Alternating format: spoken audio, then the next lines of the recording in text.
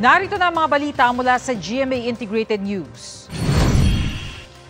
Isang low-pressure area sa labas ng Philippine Area of Responsibility ang binabantayan ng Pag-asa dahil mataas ang tsansa maging bagyo sa susunod na 36 na oras. Huling namataan ng LPA 1,605 kilometers sa hilagang silangan ng Mindanao.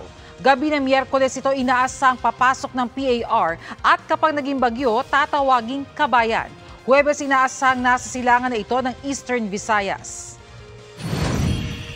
Para sa mas malaking misyon at mas malawak na paglilingkod sa bayan, ako po si Bernadette Reyes ng GMA Integrated News, ang News Authority ng Pilipino.